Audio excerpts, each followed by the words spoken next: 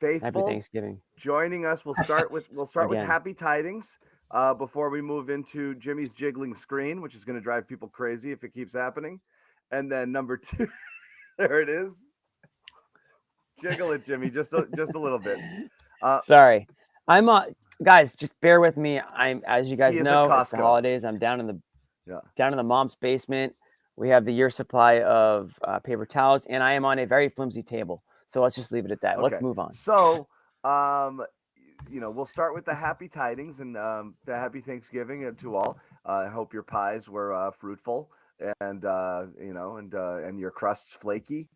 Yep. Warm. But here, the Celtics, whatever, Thanksgiving hangover, early game, blah, blah, blah, blah, blah. Doesn't matter. I'm going to ask you guys outright.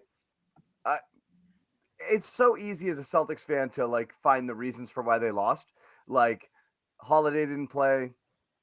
Black Porzingis, Friday, man. Yeah, were these guys in line all morning somewhere? Porzingis goes out with an injury. We'll talk about that in a little bit and see what the story is. But I mean, Bobby, I'm going to say outright, Celtics just got beat, and Orlando was better, more physical, tougher all game long, start to finish. Take your time with this one. Take your time. Bobby, that's you. Yeah, I mean, that's you go down 8-0 on the boards like you did in this game. That's tough. The offensive rebounding there. And that's been a part of the Celtics offensive scoring here. They're steadily declining offensively. I saw over the last, 10 games that Kirk Goldsberry does his thing. Bottom half offensively, 17th over that stretch. So they're trending downward on that end of the floor. It doesn't help to lose Holidays, you mentioned. Doesn't help to lose Porzingis midway through this game. But the interior play for Boston in this game, a big problem. Their pick and roll coverages lacked throughout the second half against Mo Wagner there. Some seriously bad finishing on the offensive end the other way that I felt like killed their defense, especially in the fourth quarter. Some easy missed shots, key missed free throws late took them out of it. And then the most disappointing part, the differential is an important part of this in-season tournament here, and they basically just quit late and gave it up to Orlando, who wanted those points in the standings. So I don't like that either. Anybody's thinking about that at any point in time during the game, for real. I mean, they should be. No, they're not. So they should just not play the tournament and not try to win. Start over. It's just a game. The players, it's nice if you win. Nobody is viewing this as anything other than just another game. All right, then they'll play Charlotte in a week or two and skip it if they don't care. I mean, they're champions already, right? They have the finals trophy, so why would they care about the in-season tournament? It doesn't, because it's not a real thing, okay? Because it doesn't matter. All right. I guess the little things don't matter on your way to a title. It doesn't matter. It doesn't mean anything to anybody. It really doesn't. It should mean something to them. Why? Because they haven't won anything. Who cares? This isn't anything. This is the Flipperty Flu trophy. Either, Bobby. It's nothing. Bobby, all you have to if do the is Celtics win this to win this thing, and you lose, and you're just like, whatever, it doesn't mean anything. It doesn't mean a thing. It's just Bobby. They're not gonna. Let's try something different. They're not gonna hang a banner for it. I hope to God anyway. It's better that you win it than you don't, and to not even be there when a team like Orlando or Brooklyn's gonna be there. Bobby.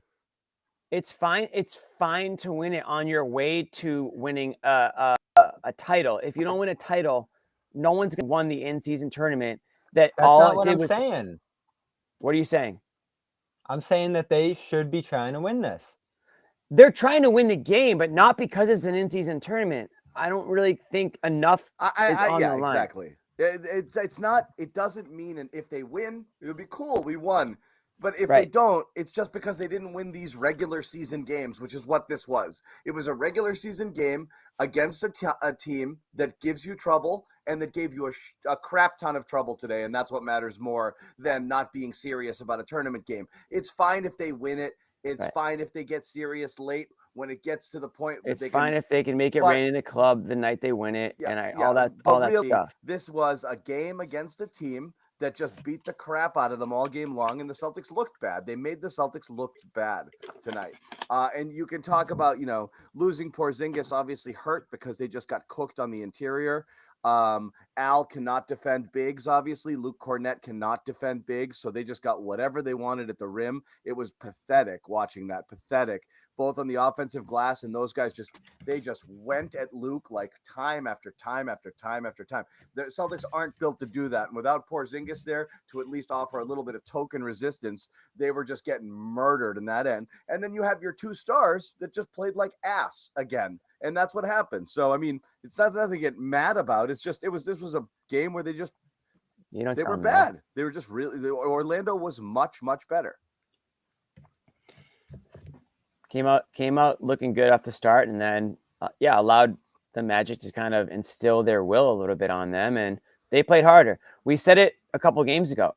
Whenever the Celtics lose, it's going to be because the other team played harder than they did. It's not about talent. It's about effort, and it's about, energy, all that stuff that it's going to take to put you over the top. If an opposing team comes in, very rarely is it because they have more talent than you that they're going to win. It's going to be because they wanted it more, worked harder, played harder, and were more physical, made you uncomfortable. Yeah, you lost Porzingis in the middle of the game. You didn't have Holiday. So we can't ignore those things, John. Those things do exist. But I still think they're good enough to beat this Orlando Magic team, but they won 3 out of the 4 quarters straight up, like no contest. Especially the fourth quarter, you let Wagner run all over you. Like what's the excuse there? I don't know. It's mismatches right now. Like John said, you're going double big for most of this game. Franz plays offense more like a wing. Banchero plays offense more like a wing, and they're able to pull those guys out and get by them fairly easily, which, especially with no rim protector back there in much of the game to help out, you ended up killed there. And if they didn't make the initial shot, they were probably putting it back in. I mean, late there, Ingles was crashing so hard that it looked like he forced White to tip it back in off the boards. So this was the worst rebounding game this year. That's becoming a little bit more of a problem here now.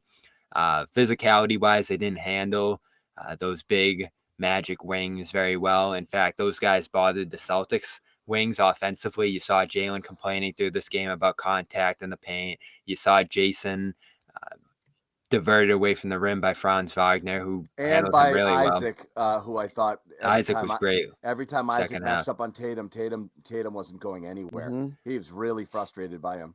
Yeah, this is a team that matches up extremely well with the Celtics, and it happened last year too, winning 3 out of 4. So you expected this coming in, and the losses that you suffered injury-wise in this one only added to that misfortune. But your shooting's down. You missed open shots in the second half, and you wonder how you're going to make up for that, as I often do with this team. And they didn't make up for in other areas again in this game. Like, what little things did Brown and Tatum do in this game to bridge that gap? Instead, the gap heightened as the second half went on. So I don't like the way they fade from this game late, tournament or not. You had a chance there to pull within single digits and get close late, and they went the other direction. They just weren't getting enough. Again, this wasn't a 17-point game, John. I mean, this was a game that ended in the third quarter when Orlando went on a 17-0 run and then kept it double digits the rest of the way. This is exactly what it was. It was a double-digit game. It wasn't 17 in the sense that it got padded at the end. The Celtics just got beat. I mean, Orlando, between the third quarter run and then in the fourth quarter when they got it up to 12-13, that's what this game was. That's what it was. Celtics went up early. Orlando took everything they had, came back, made it a game, went on a couple runs. That was it. They just beat them flat. I mean, Jaylen Brown missed his last 13 freaking shots. Porzingis goes out. They had nothing going. When they went to that bench lineup that second time through, they were dummy. But the starters, Bobby, you said it. That's about as bad a stint as you could play with your starting lineup with what they did in that third quarter when they went on that 17-0 run. And I know we're going to get to it. There's a lot to get to between what you do with the bench situation and it's going to come back to Joe a little.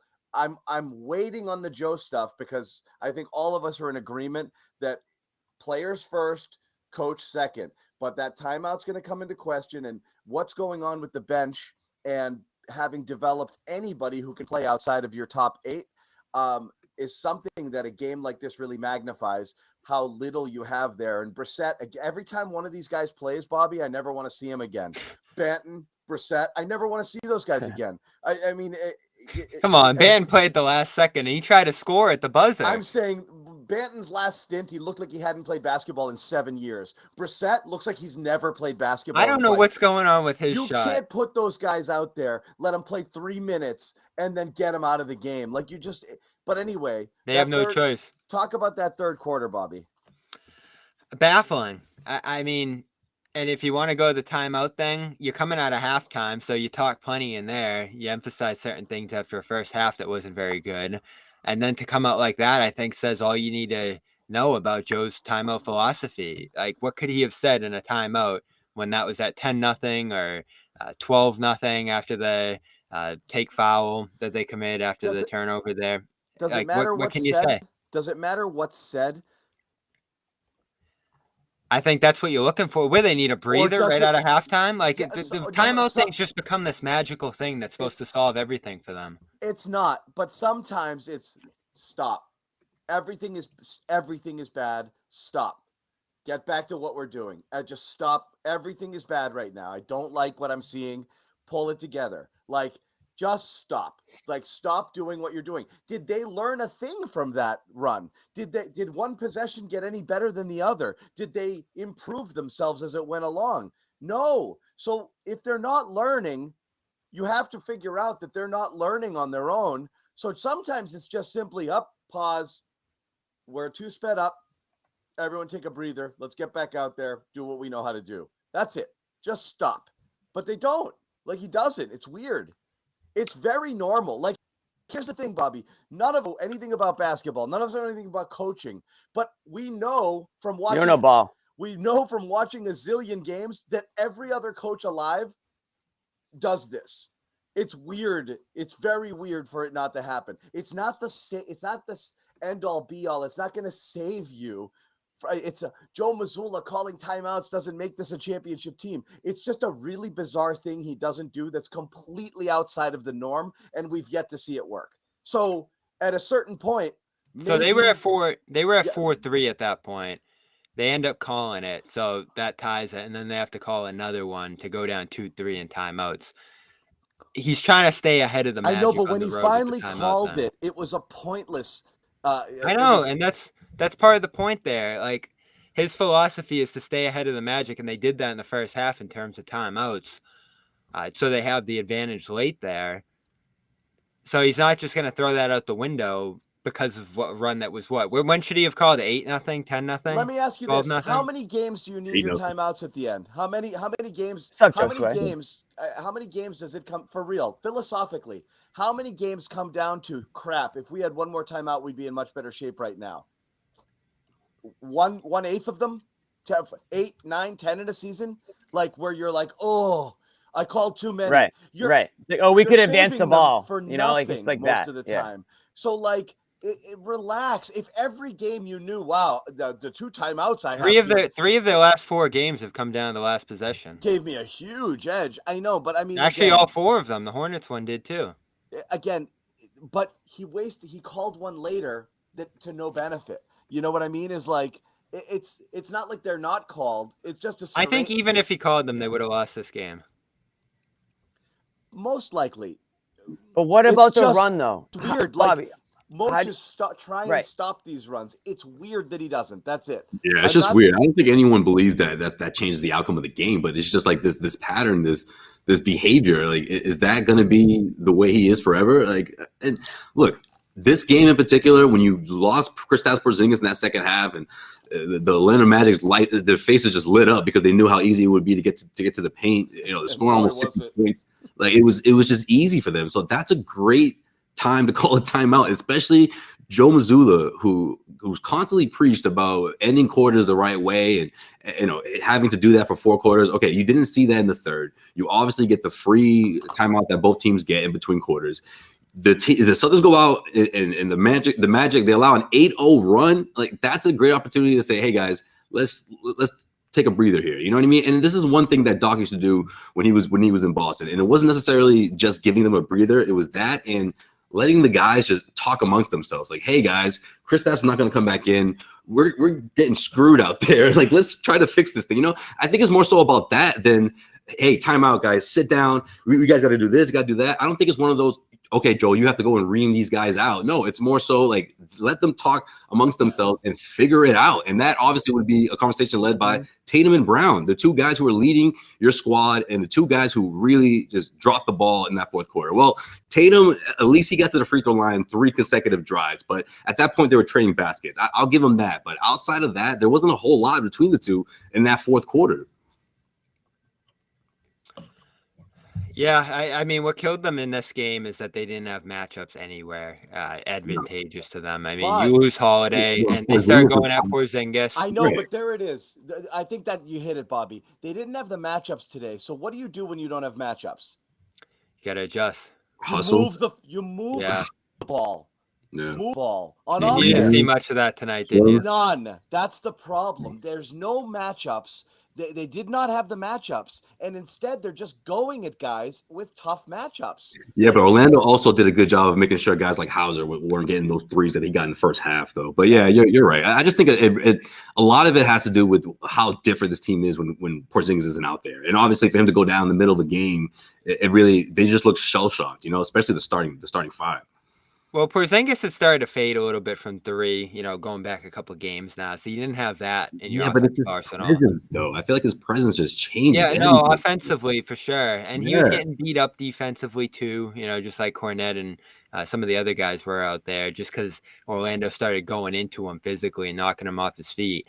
But offense was the problem in this one. I mean, gross. You just didn't execute on that end. As you said, John, even early when Tatum was going at Suggs, when Brown was hitting the shot behind the basket, I mean, those are insanely difficult looks. Yeah. Some of them you're getting fouled on. Some they're not calling fouls on. I do think you started to lose the whistle battle a little bit as the game went on, and that started to take you out of this one as well. Brown's technical and, some other frustrating moments down the stretch of this game. So you didn't have – forget the timeouts.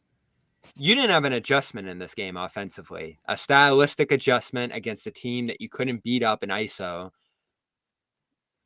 Can you win a different way offensively, especially when you're not hitting shots? It looked like no in this one. No, they just went cold. I mean, that's the thing is they shot 58% in the first half, and everyone's like, okay, here we go. And it just nothing. They were just dreadful the entire second half there. They couldn't generate anything, and they just got murdered. Second chance points in the paint. Orlando's getting easy stuff. 60 points in the paint to 40, 21 second chance points to 6. So they're just getting easy buckets, and you're just going ISO and hoping the shots fall. Like, it's just a losing formula, and that's what ended up happening. Offensively, they didn't have the matchups, and they stopped moving the ball. There was nothing going at all. Nothing. I mean, it's too bad. I mean, does Joe do it? Does Joe do it? And by do it, I mean not call a timeout. Does he do it to like punish his guys for just? Yeah, I mean, that's in a game like this. Jimmy, that's I been. think it's. Do you think there's like a? It's a teaching. That's been his response a lot of the time. That guys. It's like throw him in the pool and like let them just freaking just paddle until they get to the side. Yeah, you know what I mean. Like, is it one of those? Yeah, things? it's like in the not wild. Giving, when you've got your little. I'm not saying you should do that as a parent, but I don't know. Maybe people do.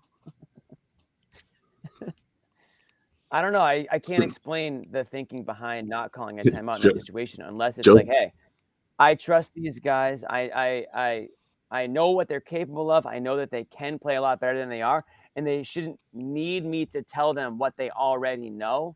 I'm not going to change the game plan. I'm not going to say anything that I haven't already said to them. So why waste a timeout? Let them figure it out. Let them get out of their mood or their whatever emotions that they have. Figure it out and end this scoring drought. It took way too long today, and it reminds me of last season or previous seasons when these guys just let games get away from them, and it's too bad. I mean, I disagree with Bobby in the sense that it's not a big deal, but I agree with him in the sense where is it going to change the outcome of the game? I don't know, but it might change the momentum in that moment. I think that there is something to be said about in-game momentum that you can affect, like especially when you're on the road. Get the crowd out of the game for a minute. Let them call a timeout. Let them do some stupid, t-shirt toss for a few minutes and like let's get out of this zone that we're in here. Yeah, he just doesn't believe in that. I don't know. I mean, he doesn't.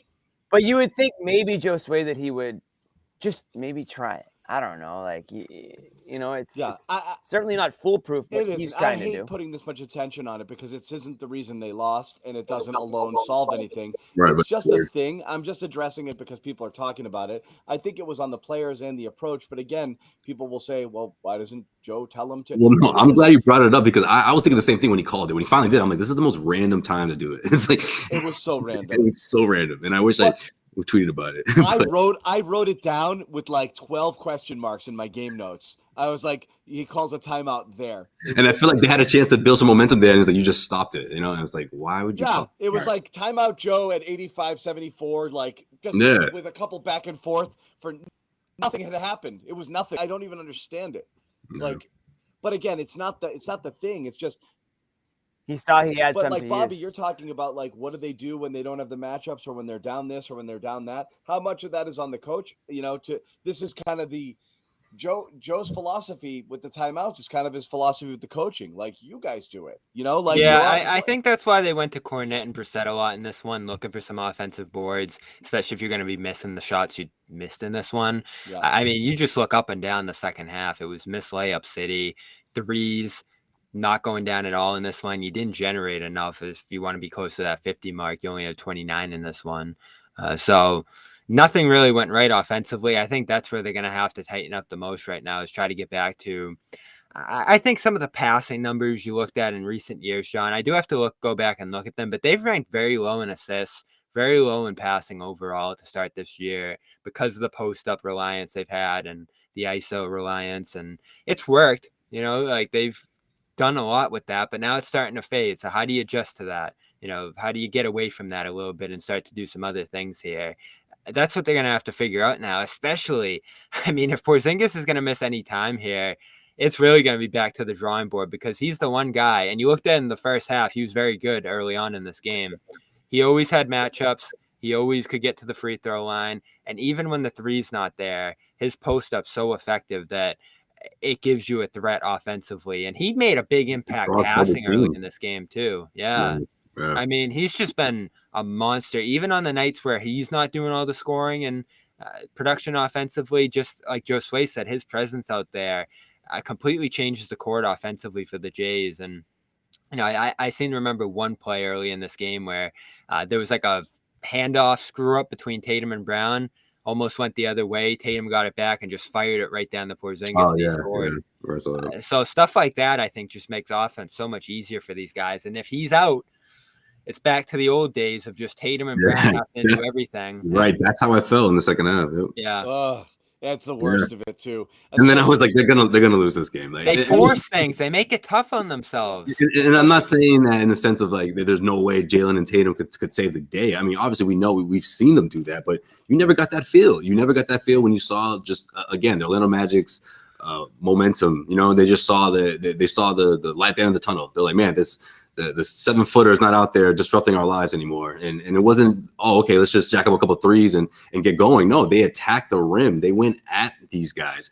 And Cornet, look, he had an impressive first half, easily the best first half performance he's had this season. But man, did they figure him out, right? I mean, what was there, honestly, to figure out just outside of just, hey, get one step ahead of him or off the dribble, off the pick and roll. It was always a switch where it wasn't a favorable matchup for the Celtics. They were drawing him out to the perimeter. Like that's the last thing you want to see Cornet doing is defending the perimeter out there. And they got what they wanted. They got exactly what they wanted. And that momentum went all the way into the fourth, 8-0 run, and the Celtics just didn't have it. They didn't have the moment. They didn't have their offense, and they didn't have enough time to even come back, in that one, besides those free throws from Jason Tatum.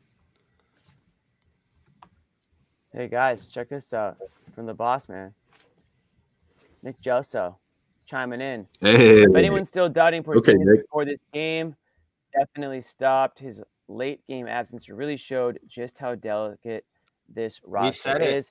Happy Thanksgiving, boys. $100 from the boss. Yeah, those are rupees actually, but Nick. Those aren't rupees. Nick knows how to change it to USD, so he looks like a big guy. All right, we got you. Oh, damn, Nick. We each got 20 cents. Thank you, still. It's not about the money. It's about the message. 8 cents each. and that, my friends, Nick also has the ability to like finagle the payment. So like that's all. Let's be honest, it's all going back to him somewhere. This dude just gives us the big tip, and we just like crap all over him. All right, that is your Christmas bonus right there. So Bobby, about that raise, yeah. Oh man, boomer rage, a little boomer rage. Looks like you guys are pissed tonight. Jeez, forget it. No, we've said it. We thought even if they lost one guy, they'd be in a tough spot. And even tonight, Holiday goes down. You're in a tricky spot, but you're still in a position to win this game. When you lose a second starter, it's over. I mean, you just don't have to do well, that's the Cornette time against this team. Because Cornette becomes a must-play big, and Pritchard becomes your backup point guard, and neither one of them is nearly good enough to get those kind of minutes on a consistent basis. That's a big problem. If that's what you're going to go to, and you don't have, if you lose a Tatum or Brown, all of a sudden Hauser's starting, and you're playing Brissett, Hauser minutes, and that's a disaster too. So again, the drop after 6 is it looked like they were going to close the final 9 minutes with Cornette out there once they got Brissett out of there after the disastrous first couple minutes that you were complaining about, John. It was bad. I mean, again, I'm not blaming O'Shea. In fact, I think I just called him O'Shea for the first time and not Jacoby. I think so too. You've done that a few times. I think I've called him Jacoby Brissett 100 times, but can I ask? The drop is significant there. Go ahead, Jimmy. What's up? What's the sitch with Holiday? I thought you were going to say with the quarterback. Never mind. Go ahead. So for those who might not know. So he sprained his ankle with about 4 minutes left the other night against the Bucks. Saw him come up lame. I think he actually went down too, and then got up and tried to keep playing the rest of the way. But it did look pretty bad. If he had a chance to play tonight, I'd have to imagine it's not too long term. But a mild ankle sprain, you have to think you're going to miss at least a couple games here. Get out of the way. He was probable with it last game, was he not? No, he heard it last game. He heard it last game. He heard it, yeah. And then they didn't. Then he was doubtful today. But he started as probable, right? No, I think he started as doubtful. Oh, I thought the first report wasn't as bad, and then he was out. Okay. Yeah, Brown was on there with the groin again today. He was probable. Cancel the season. Yeah, I mean, if that's what it comes down to, really. So Porzingis said he's going to have an MRI on his left calf tomorrow. MRIs are always, but doesn't mean the results are bad. But obviously, the need for one means you're going to look at something. Said he felt a tweak running the floor. Did not slip. Did not blame it on the floor. Even though he got fouled on that play, right? Yeah, I'm not sure. By Goga. So who knows? Hopefully that comes back clean and he's back soon. Calves are tricky. Same thing, hamstrings, blah, blah, blah. Those calf strains can be kind of all up and down, the map in terms of severity. So hopefully, as we saw, and as the boss man said, that was he's had those before too. I think they needed him. Yeah. Foot, calf, ankle. Those have been his issues. Totally. Yeah. And what'd you see with him out? They were a little bit lost there in the fourth. A lot of shots that were missed. Brown, Tatum had a horrible game tonight. Completely different game from Brown than from the last game. I mean, when you just look at not just the way he played, but, you can look at the shot chart and everything like that. And it's just, I've said it before, and it's not a Brown thing. It's just what you get from these guys one game compared to the other sometimes is just so wildly different in wild ways that you just really don't know what you're going to get from one game to the next. And I feel like that was the case with Brown tonight. Weird game from him, huh? He plays with real force early. I thought he was on his way to have an outstanding game. Yeah, it looked like what we saw Friday night. The same approach in the first quarter. Assertiveness, quick to his spots, and then some of the sloppiness late. I thought the real turning point was that play where he was frustrated about the no call and then got teed up there. He was just erratic after that, trying to force things. Tatum ended up out of the action too often, I felt like. And this was a game where, if it was my turn, your turn in terms of Tatum in that Bucks game, and then Brown tonight a little bit, too much in the Brown direction. Yeah, I don't think Tatum was involved enough until very late where he started racking up those free throws.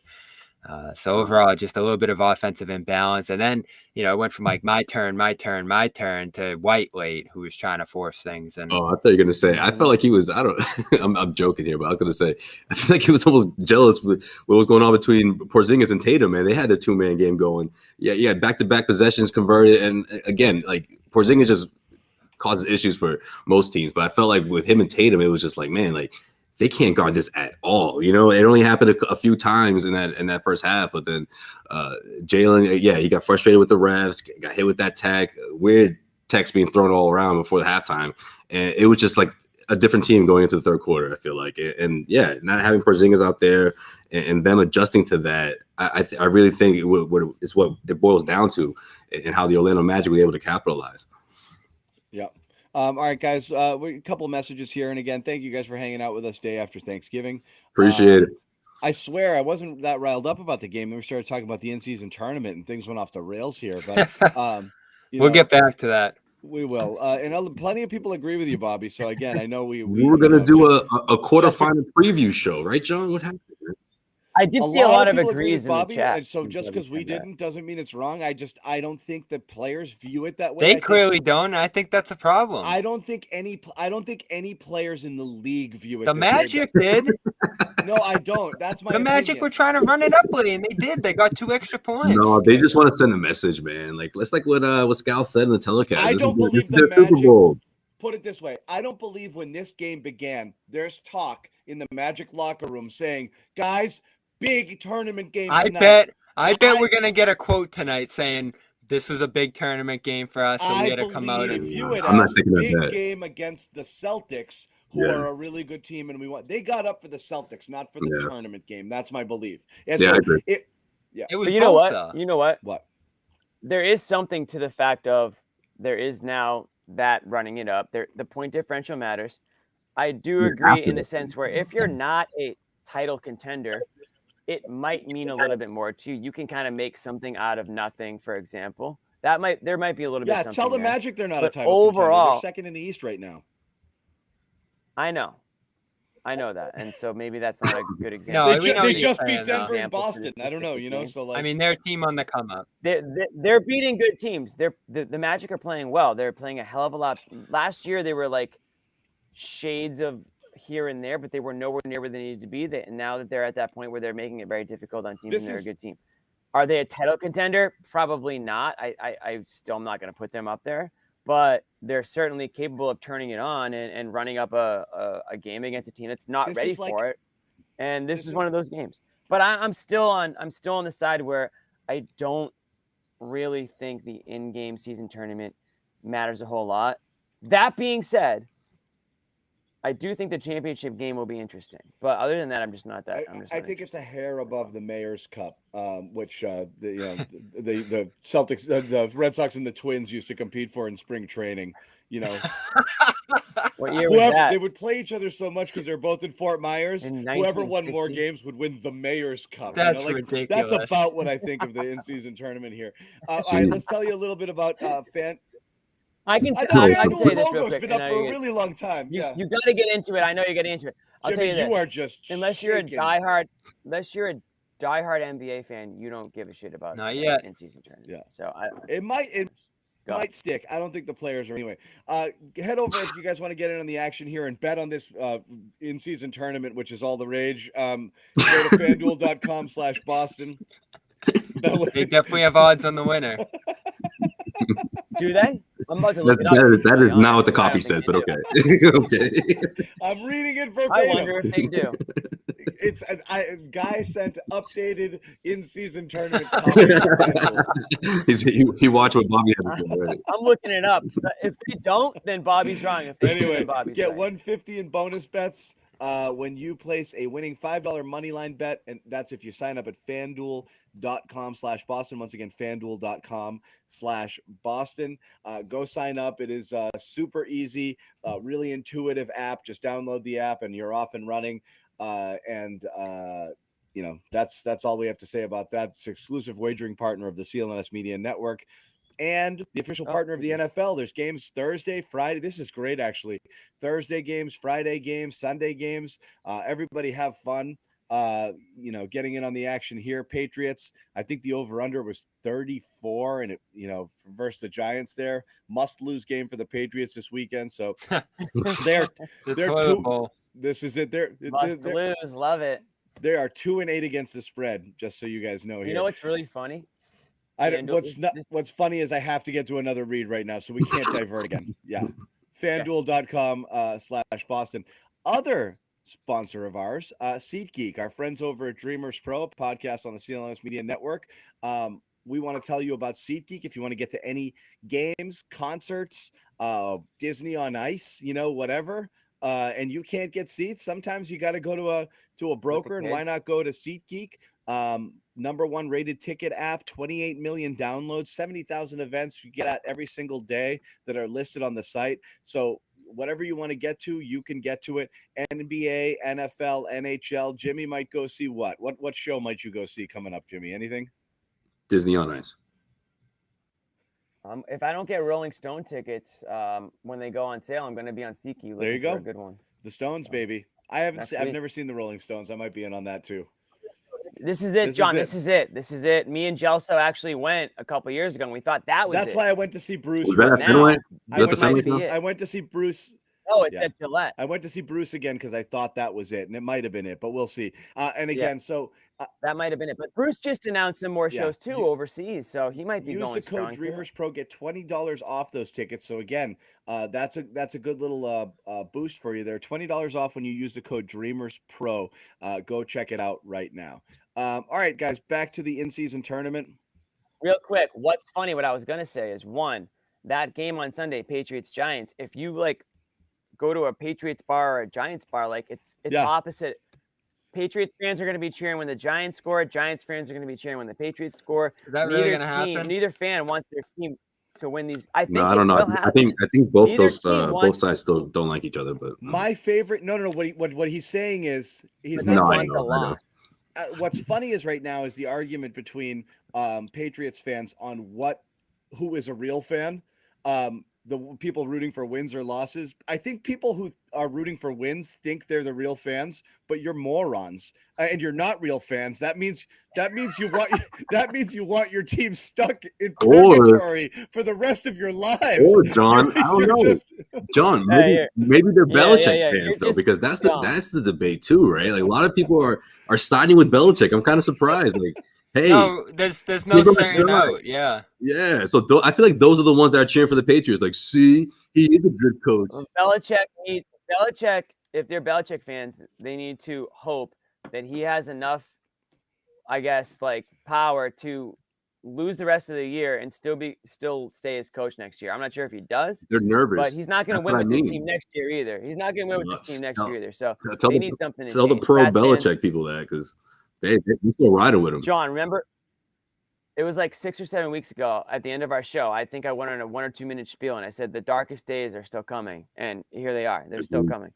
My other thing I wanted to say was I went on FanDuel. You can actually bet on the in-season tournament. You can bet on the group. You can bet on the group winners right now on the in-season tournament. They were like, "Oh crap, we gotta put this up." Yeah. Weirdly enough, you can't bet on the Celtics. I think there are games going on. Yeah. Yeah, you couldn't bet on the Celtics group, but there's a few other groups that you can bet on right now. So have at it, folks. If that's I'm fired up. For you I hope they go. Interesting. That's all I can say. And all they have to really do is beat the Bulls by a sizable amount on Tuesday, and I think they're in.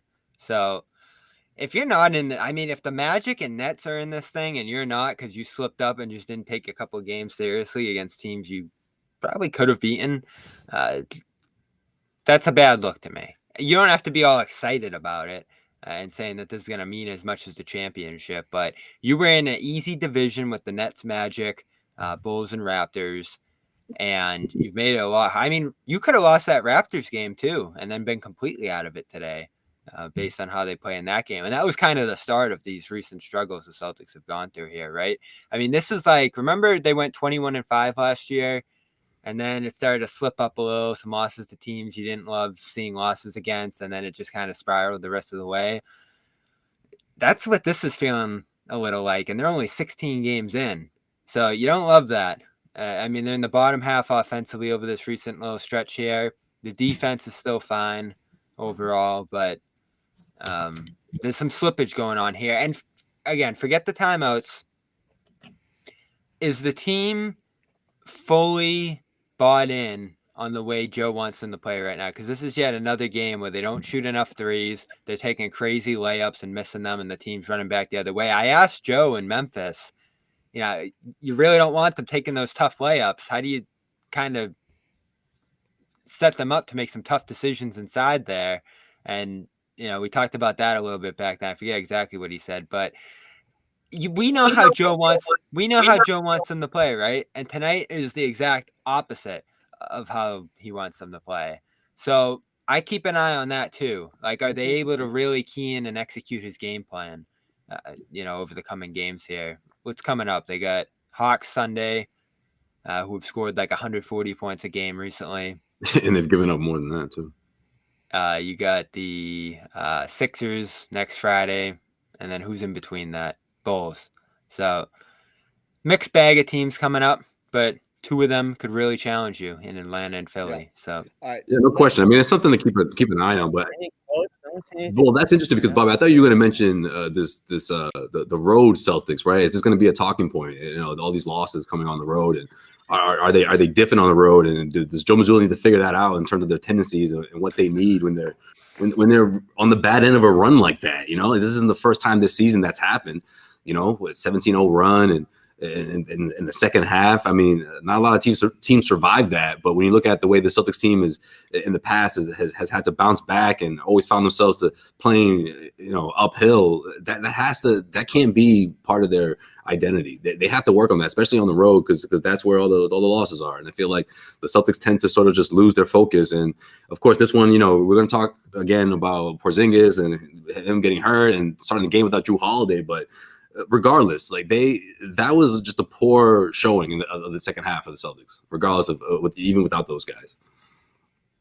So there's nothing on Twitter. Is anyone covering the team tonight? I thought Jared down there. Yeah, I haven't seen a whole lot of. I thought I'm not sure if a lot of people are doing it remote like us. So who was the one tweeting that Joe quote? Because I think Jared was thinking about going, but then decided not. So there might actually just be one reporter down there from the Globe, maybe. Is Gary down there, Josue? Just Gary going back and forth with Mazzulla. That's the press conference. If it's just Gary, then I'm not expecting a whole What do you mean? If it's Gary, he's got 7 questions back and forth. Any questions? No? All right. Well, I just don't know if he's going to get the answers, that's all. Gary just got the microphone. He's just like, what's up, coach? And it's just them. Yeah, Gary is there. Gary is there. It's going to be a one-on-one. We got Gary. Let me ask you this, Bobby. We got Gary telling us 29 three-point attempts tonight. So. Did the Magic do a good job running them off the line there? Were they, what was the reason behind They're that? a very switchable team. You got Mo at center. You got Isaac, as you mentioned, who can switch across every position. So they were switching. They were even giving up Anthony and Suggs matchups at point guard, which the Celtics were able to exploit better when Anthony was out there, but Suggs is tough. They just got tough. I mean, it's the best defense in the NBA. The Magic entered this game number 1 in defense. So they can switch, they can guard every position. They're very tough and physical. They'll defend physically too, which I think that, you're probably going to get some, to mention the quotes here, complaints about the officiating in this one, because the Magic were definitely bodying them and making it tough in there, and knowing that they weren't going to call everything in this game. So I think that's part of it as well. But when you're a great switching team, that's definitely going to limit the amount of 3-pointers you're able to get up, because you're not caught in between. You're just sort of handing off defenders. And that's going to usually take the Celtics into the paint, which they did. Again, just so many missed layups in this game. I want to look at what they finished inside. But that was kind of my read on that. 4 missed layups in the fourth quarter, 3 in the third quarter, 1 in the second quarter, and 1 in the first quarter. So you're talking like 10, 20 points left on the board there off missed layups. So I'm sure some of them were contested, but especially in the fourth, a lot of those you're right there and you got to finish that, and they couldn't. Yeah, they look gassed. Facts, my dog. Yeah. I got Nothing. Come on, Jimmy. We're waiting for you, man. What's going on? I'm gonna circle back or something. I got nothing left in the tank. I'm gonna circle back around to something. So let's get into this because this is, as Bobby mentioned. By the way, the answer to this is yes. I think if they go, we'll see Bobby there. And that's why Bobby's so adamant. That's why, huh, Jimmy? Oh, that makes sense. He's trying to pump some interest in this thing matters, guys. That's our job, right? Yeah. But yeah. But yeah, I'm excited about Vegas. No, I mean, this thing could be going down in Idaho, and Bobby be excited. Right. I mean, I was pretty excited about Memphis Sunday. Let's talk about one more thing before we move on. I've heard a couple things before we wrap it up. Bobby mentioned it when they're down 2 starters, everything gets rough. How worried? Like they're in trouble if they're down 2 guys. It's not just down 2 starters. At what point does Joe need to? I've said this a few times. I'm more annoyed with Joe than anything to do with a timeout or friggin' dumb post-game comments. That stuff doesn't matter. Like, at what point is Joe going to develop trust in someone outside of the top 6 or 7? I mean, again, whether they earned it or not, Pritchard had a couple of decent games. You've seen a flash or two from Cornette situationally, and Hauser has come on a little bit late. But when you're missing a starter or two, at what point do you need to just say, I'm going to play the X guy, Stevens, Brissett, Banton, whomever, 10, 12 minutes a night so they can learn how to play with the people around them, so then I can use them every once in a while. It's insane to have all these guys on the bench, many of whom have actual NBA experience, and play them 0 minutes. Just pick someone out. Just do something. You can't not everybody all the time, right? Like, there's got to be someone there who's next in line. It's weird to keep rotating and then not going back to these guys. You playing a guy for 5 minutes and then not again for 2 weeks is weird. Like, most teams I know, you don't want to go past 8, 9, or 10. You might get 10 guys in a game, and the guys who are 9 and 10 will only get 5 to 8 minutes. But like, who are those guys? Like, who are they going to be? Is it incumbent on Joe to figure it out? Because like right now, every time any one of them comes in, they're all bad, pretty much. All of them. Yeah. I mean, you've seen a couple of stretches. I think Svi had a good stint one time. You've seen energy from Banton and from Brissett, but no results because they're terrified to shoot. They look like they've never shot a basketball in their lives. At what point is it on Joe to figure this out? I mean, I think that's what he's trying to do, with giving these guys those opportunities, especially in spots where, guys were starting because, someone was out, but still, I mean, he didn't always have to do that. Or when he puts guys in a situation where they're one of the first guys off the bench and they haven't played in 4 games in a row. I think that's his way of testing them out and seeing how they adapt, little by little. This thing's going to take some time. I mean, you look at the top 6, and we've talked so much about it the first few weeks of the season because that's how good they are, right? They're the best top 6 in the NBA, and the rest of the Celtics' bench knows that, right? So it's a tough spot for them because they obviously want to outshine, the guys that are all competing for that spot, whether it's the 8th or 9th, guy in the rotation. So you want to see the Celtics figure that out, but I still think he's going through that. I think there's still bright spots, right? Which we saw from Cornette. That first half was terrific. He was so good in the first half. What more could you ask for? 2 blocks. I mean, the hustle plays, the offensive rebounds. I mean, that's a guy who obviously has a shot, but you're not going to be able to tell until you keep seeing more of these, right? These guys get more of those reps and more of those opportunities, and hopefully by, I don't know, maybe by Christmas, as they say, when the season really starts, you'll see Mazzulla has a better idea, a better feel for what a second unit is going to look like, especially after today, man. I don't want to make too much about it. Hopefully, this is a 1-2 game thing for Porzingis, but if he's ever forced to miss extended time, I mean, that changes things for the Celtics team. I mean, we see it firsthand against this Orlando Magic team, and it's not just against the Magic. I mean, even though they do provide a lot of obstacles for the Celtics, there's a lot of teams out there that without Porzingis, the Celtics are going to have to really try to figure things out and how to still stay afloat if that's the case, if he's going to be, sidelined for, a few games or so. At some point, you do have to look at Stevens as an alternate to what you're looking for from Brissett because he can do a lot of the same things. And honestly, Brissett can't shoot at all. Could shoot a little bit, but he can't hear. I mean, what's going on with his shot, I think, is a story here. It is gone. He's not struggling. He's not missing. It's gone. He can't hit free throws. He's airballing threes. He's tight, man. It doesn't look good. The free throws were sad. And Lamar's coming off his best shooting season ever. So at this point, I don't think there's anything to lose by going to. Is it the contract? You signed Brissett 2 years, and Lamar's a training camp guy. I don't know, but that means nothing. Doesn't mean anything. I think he'll get it. He'll get a spot. He offensive rebounds. He's coming off the best shooting season of his career. He can play a little 5, defend some burlier guys in there if you really want to go small here. And I think he'd play well with their main guys. Now, one thing I know he doesn't do great, and he didn't do a lot in Cleveland, is the screening. And I know that's a big deal for them to set up the mismatches and all that. So maybe that's where he's struggling and he can't break through. But I don't think Brissett's doing a ton of that either. So he can't be far enough behind Brissett where you're never even looking at that one. I mean, that's what you're talking about, John, here, right? Because Banton's probably not ready. Luke is pretty much Hauser. And Keita, I know people get excited about him, but he just came back off a foot fracture. So dude, he legit looks like he can't play. Yeah. The only thing I can think of with Bobby, Stevens you just got a garbage Mostert touchdown. Yeah. God damn it. Damn, I needed What's the score? I don't want to talk about it. Yeah, don't tell him.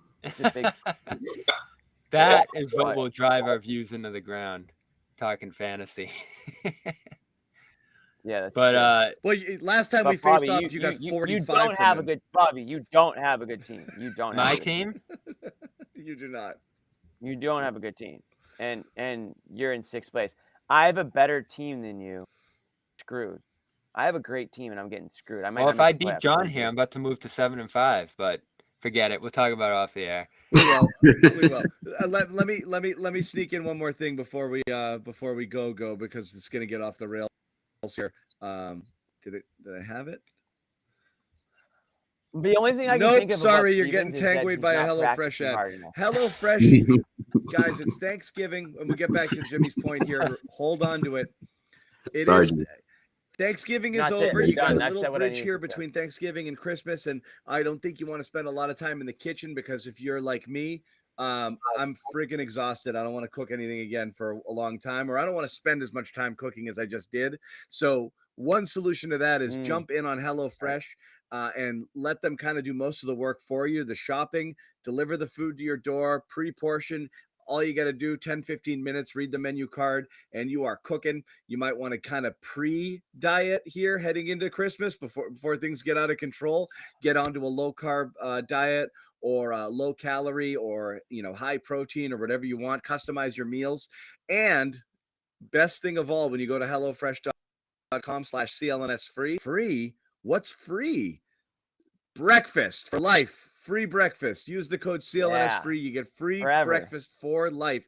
Every time you order from here on out, you will get a breakfast item in your box. So go to HelloFresh.com/CLNS free. Use the code CLNS free. Get free breakfast for life. Check it out.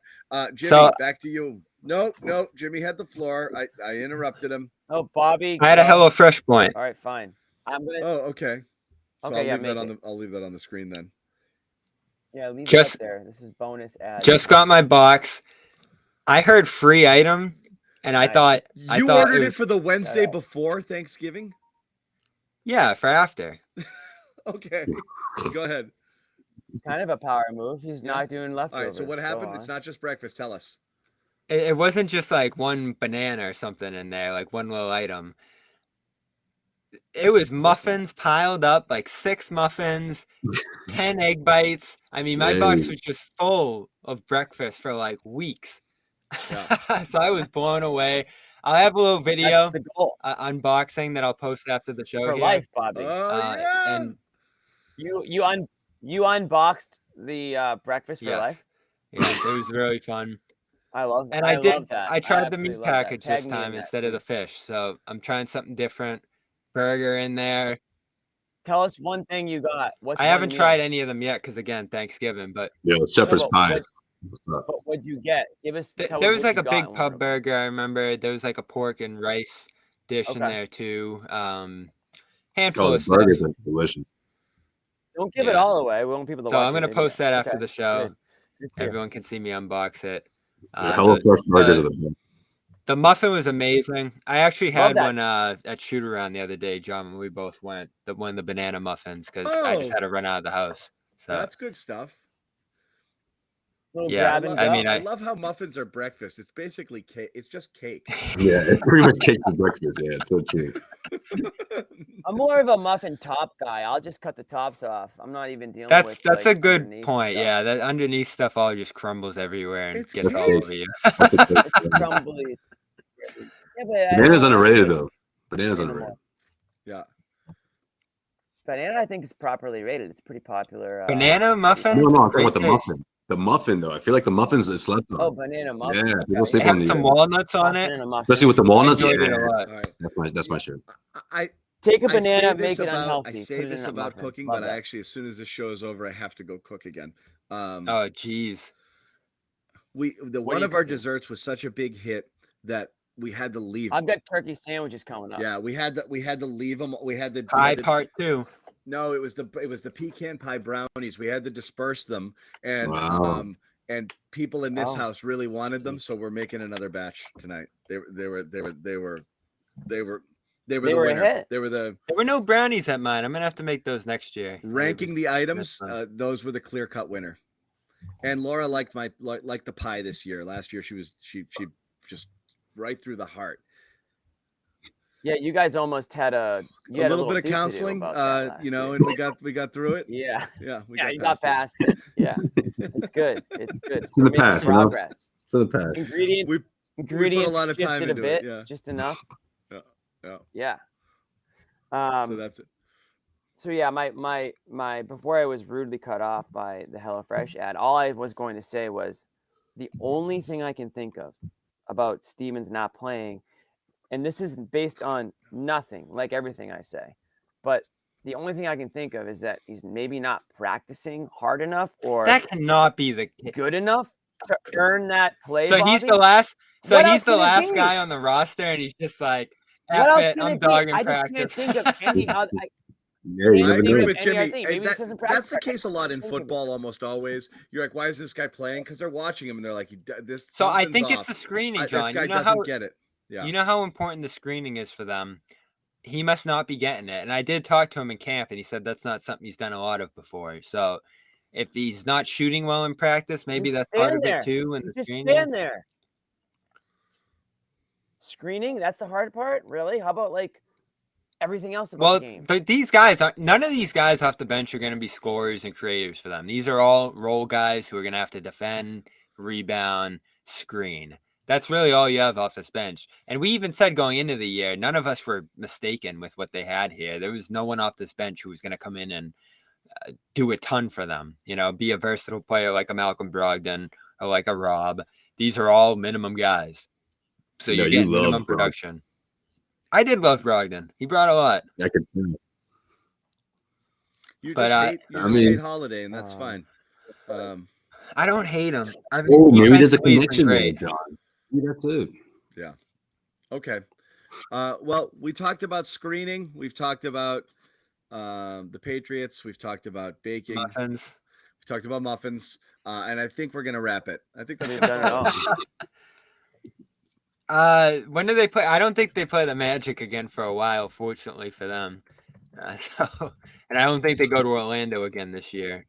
Yeah, sure. Overrated. I just read that and I was like, is John gonna put that up? Yep, he is. I was There like, it is. I honestly didn't know Oh we no! I didn't know we were rated at all.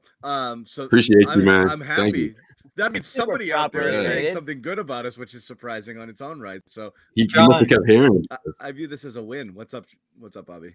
The Celtics have I think our Celtics have podcast is back-to-back games against the Magic in just a couple weeks on the 15th and the 17th. So they're back 2 times in a row. But Next are month. any of them tournament games? No, the tournament ends Tuesday. Oh, that's too bad. Let's wrap with that. Once again, let me give you a little tournament update now. Tuesday. So the Celtics group, they're both 2-1. I think the Nets are 2-1. Yeah, if you too. get into point differential, I'm gonna lose it. That's right where I'm going. This is where we lose everybody. Wow, we have a low Yeah. number. Go ahead, right now. Bobby. You're overrated, Jimmy. David. You, the Nets, and the Magic are all 2-1. Wish you could navigate the betting field with the confidence of a pro? Enter Odds Are. They're not a sports book, but they're the sports betting advisor you always needed. It's like having a playbook for smarter bets right in your pocket. I've been absolutely loving the experience, and I think you will too, especially since Celtics All Access listeners get a 30-day free trial. Elevate your game day and join the smart betting revolution. Go get it at oddsr.com/Celtics. That's oddsr.com/Celtics.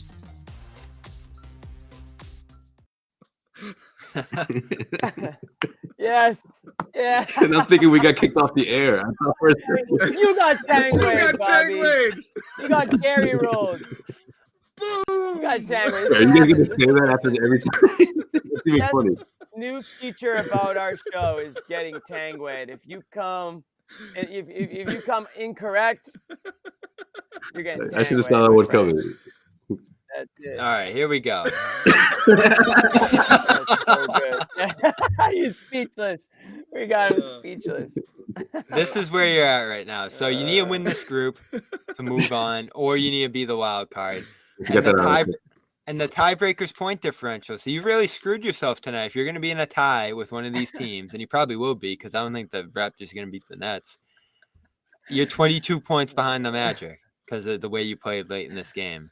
So if you lose on Tuesday, you're pretty much out no matter what. And even if you win, you're going to have to vie with the Knicks, the Cavs, Heat, or Bucks. You have to vie with them? Or just no, your point differential. You don't even play them. So it's just who has the biggest point differential out of those 3-4 teams. It's going to be the wild card team. Gotcha. Okay. So you're saying that their chances are slim now?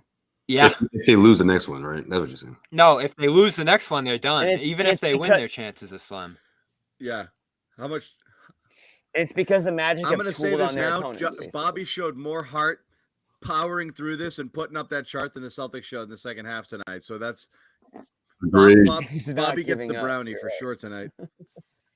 So there you go. They're probably not going in season tournament. I don't think half the players on the team didn't know that. So when are we going to find out? Tuesday? We're going to find out. I don't know. Their game's next Thursday too. Tuesday might be it, but yeah, it's been Tuesday and Thursday, I think. And then what? It matters. It still matters for a bunch of teams, but for them, it's just like a nothingness that we have to live with. No, they're gonna play other teams that missed the tournament. Yeah, but just means nothing though for everybody else, right? So just become regular season games. Yeah, all the games regular season games except the championship. Yeah, I know that, but it's just there's nothing else to it. No, that's what I'm saying. You just play some other games if you don't make it. Bobby, how did you not make lemon squares for Thanksgiving? I didn't get the recipe from Luke. That's a good question. How did you not get the recipe from Luke? You guys have had many. He gets pissed when Bobby brings it up.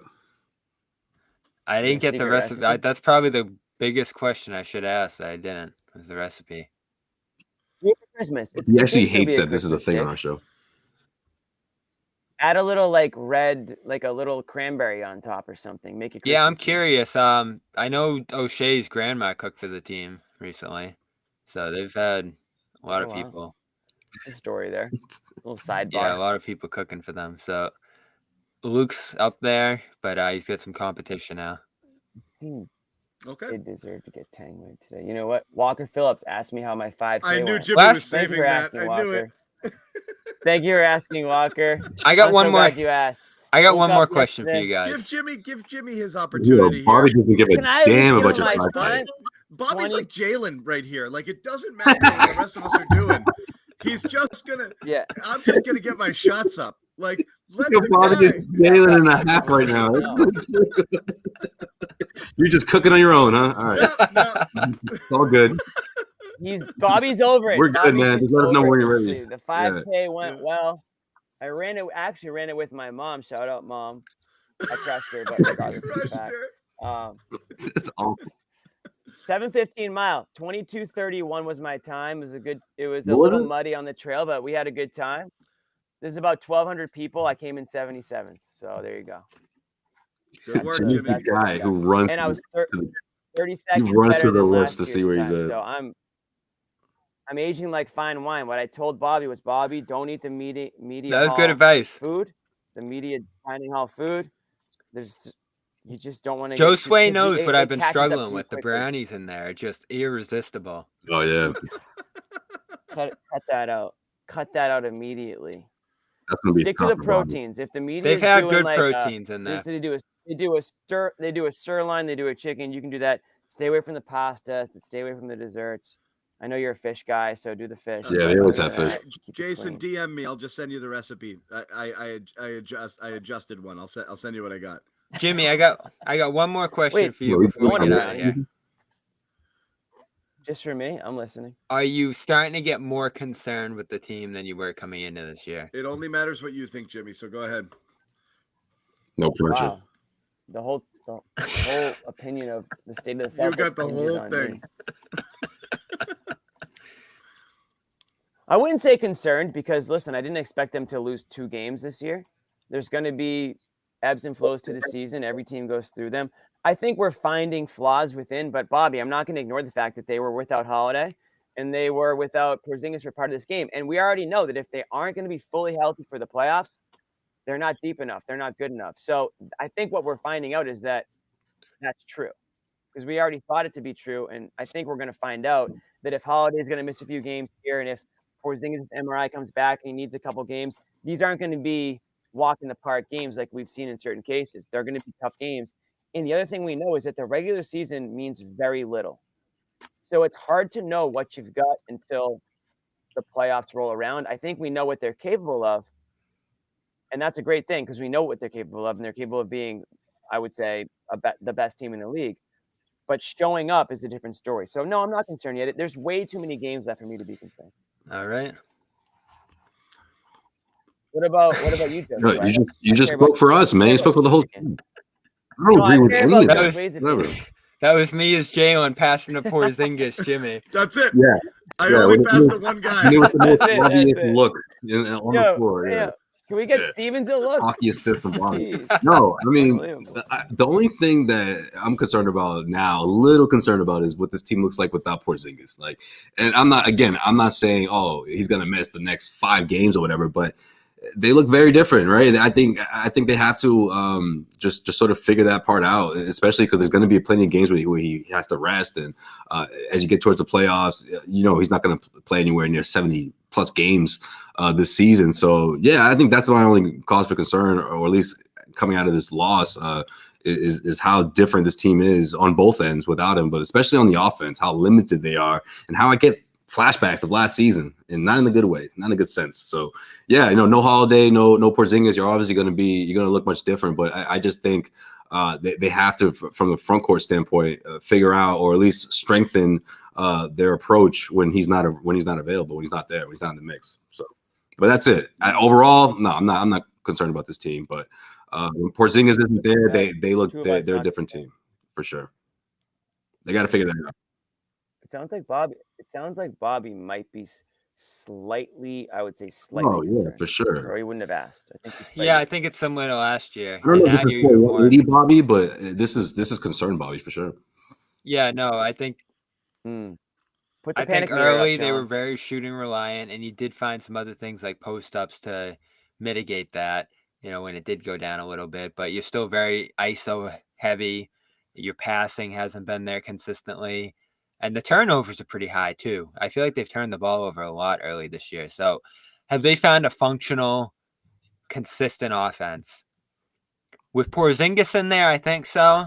As Josue said, when he's not, it's going to really start to get shaky. I'll tell you this, though. What's becoming clear. John, what do you think?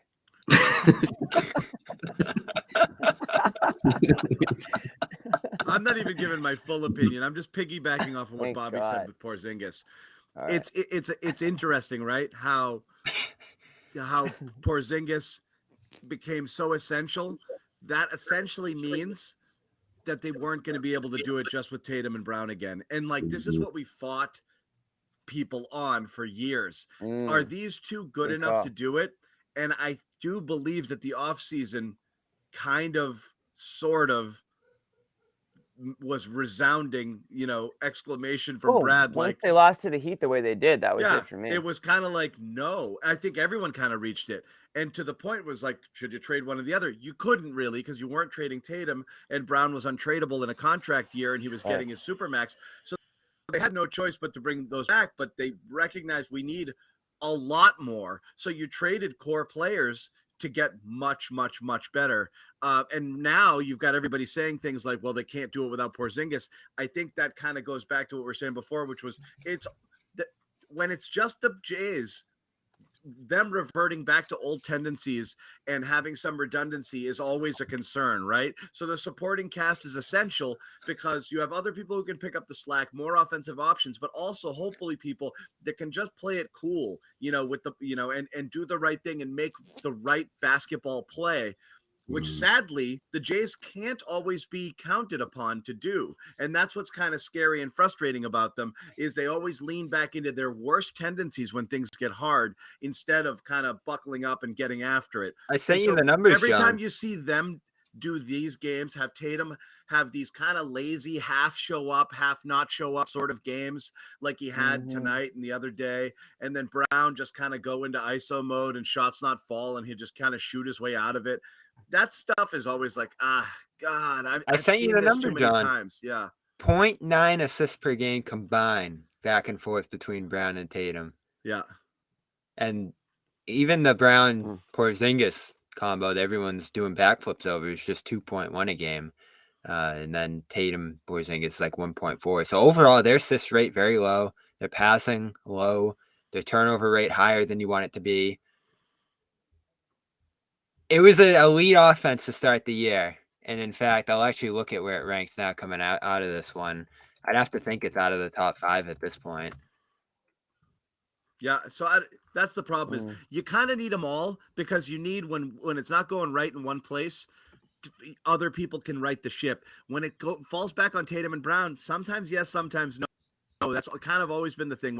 They're down to 9th in offense. Yeah. 6th in shooting, turnover rate. B Brown, give us your 9th. take. Let's see what you got. You got a good take? Tell us your take. Don't tell us you have a good take. Tell us what your take is. I got the best recipe. I'm not going to share it. Yeah. That's a good point. Tell us it. Running out of time here to get this. You'd be hung up on. You would have been hung up on. Take in. Yeah. All right, Hawks on Sunday. That could be fun. Is that one home? Oh my gosh, depends which home game. Which 7 game version. Which version Clay Young shows that up? Hawks game? 6. Okay. Which I wish was the time for every single NBA game. What time's the toilet bowl? 1? 6. Yeah, I'll be pulling double duty that day. The toilet bowl. Love that. I didn't know what you're talking about for a second, but now I do. Yeah. DeVito. Is Matt gonna start and finish that game? Start, yes. Finish, maybe. So Tommy DeVito. I don't think point. What's the point?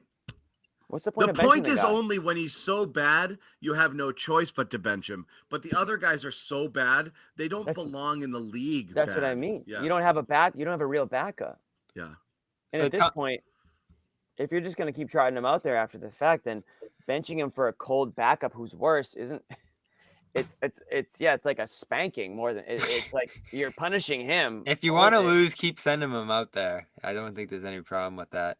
Yeah. But Tommy DeVito played at Syracuse while I was there. I thought he was awful. They benched him for some transfer backup. He transferred immediately to Illinois and then became an NFL quarterback. I never in a million years thought we'd see Tommy DeVito on an NFL field. But here played he well is. last week. Have you known who he is for more than 15 minutes? Because I just found out he existed. He went to Syracuse while I was there. Okay. That's why.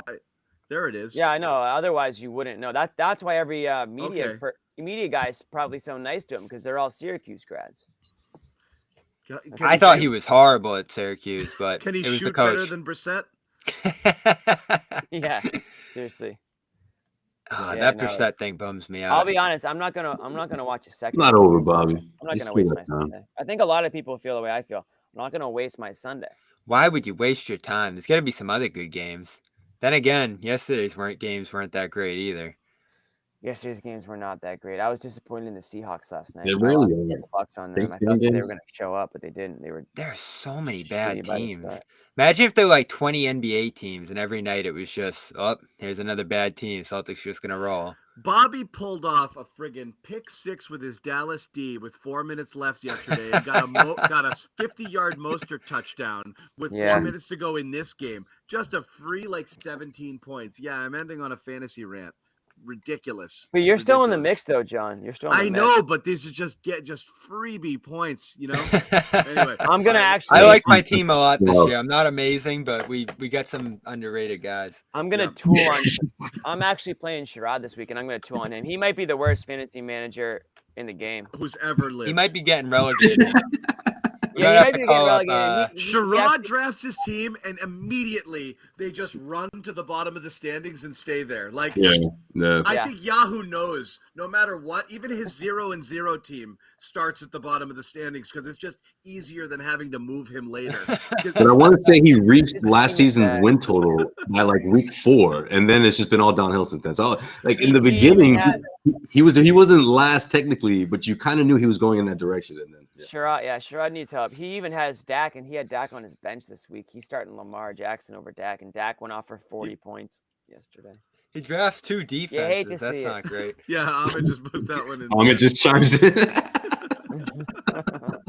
I think I have a chance this year. We'll see. I think he drafted 2 defenses and just kept them for the both rest of the year. We'll talk to him about it. I hate to see it. All right, people. Anyways, we're gonna wrap it. Thanks for hanging out. Have a good rest of your long weekend here. Yes, sir. Make some sandwiches. I'm doing a turkey sandwich right after this, dude. Turkey, stuffing, gravy, a little. Don't put cranberry in that thing. Can I tell you what else to put in it? Yes, you do. What else? Please do. A little bit of mayo. A little bit of. You said that. You said that again, right? Okay, yeah, he did. I didn't. I'm a huge mayo guy. I didn't. There was no mayo on. Yeah. I had no problem with the mayo. Minus the seed oil. The one before that. I get it. The cranberry sauce. Yeah, I can. Josue did say that that was his hot controversial take a couple of games ago. Is that don't take a Thanksgiving dinner and just stick it in a sub. That's not. Well, no, not that. In general, I'm saying never mix the cranberry with the gravy and turkey and all that. No. I will say. Yeah, so don't take a Thanksgiving meal and put it in a sandwich. That's what you would be doing. Oh, I do sandwiches all day. Yeah, I'm not putting cranberry sauce in there. I do sandwiches just the leftover thing. Yeah, I do that. But I love cranberry sauce, but not mixed in together. Cranberry is the cranberry sauce is almost like a pre-dessert. So you're just spooning cranberry sauce out of the can raw. You're not mixing it. You think?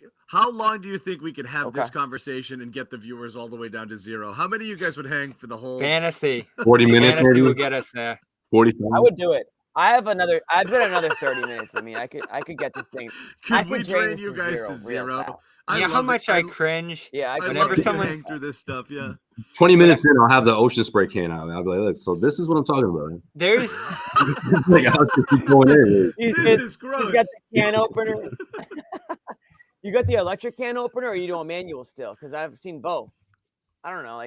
I'm still manual. I don't open up enough cans except whoop ass.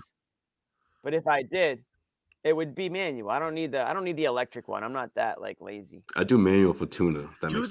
But be smart about it. Go get real bread. Don't put your shit through 2 pieces of Wonder Bread. Go get a nice roll, what do you got, the baguette out? Something with no, like a ciabatta. A ciabatta or a one of those big bowls, and slice it and maybe even grill it a little to create a little bit of texture, just lightly. Too much work. No, and then why don't you make it from scratch, Jimmy? And then. Yeah, why don't I just? Then it'll hold up because there's too much mush in there. Yeah, with bread's just the bread's going to disintegrate. You won't know where the sandwich ends and the bread begins. Yeah, Wonder Bread can't handle all that. Yeah, you need a little integrity in the bread. I'm cool with toasting. The bread. You can do it. If you just got a bun Fun's fine. You know, you can do a little, You need structural little- integrity, okay? Sure. All right, I'm out of here. Do it fun.